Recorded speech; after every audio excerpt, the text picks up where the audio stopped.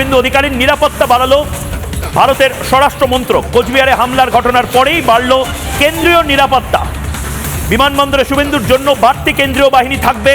যেখানে যেখানে শুভেন্দু যাবেন সেখানে কেন্দ্রীয় বাহিনীর বাড়তি জওয়ান থাকবে, তাদের কাছে নির্দিষ্ট শিল্ড থাকবে, বর্ম থাকবে।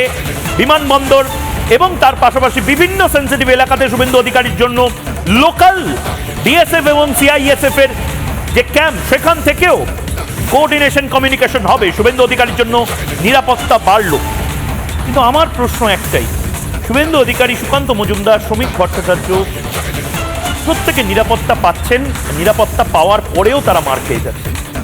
এই 100 জন বিজেপি কর্মী যারা শহীদ হয়েছেন, 2026-এর নির্বাচন আবার হয়তো শহীদ হবেন, যে কোনো দিন গলায় দড়ি দিয়ে তাদেরকে ঝুলিয়ে দেওয়া হচ্ছে, তাদের নিরাপত্তাটা কে দেবে? মমতা বন্দ্যোপাধ্যায়, তৃণমূল কংগ্রেস, উদয়ন গুহ। এই বাংলাতে ভোটটা আদৌ সম্ভব, যেখানে রোহিঙ্গারা দাঁত নখ বের করে রাস্তাঘাটে নেমে পড়ছে, ঠিক ঠিক করছে বাংলাদেশে অনুপ্রবেশকারী? কে দেবে? আপনার বাড়ির চারপাশে যদি বাংলাদেশি অনুপ্রবেশকারীরা ঘিরে ধরে, বাংলাদেশে যে অসভ্যতামিটা হচ্ছে এই আজকের দিনেই, 1 বছর আগে যে অসভ্যতামিটা হয়েছিল সেটা যদি হয়, কে বাঁচাতে আসবে?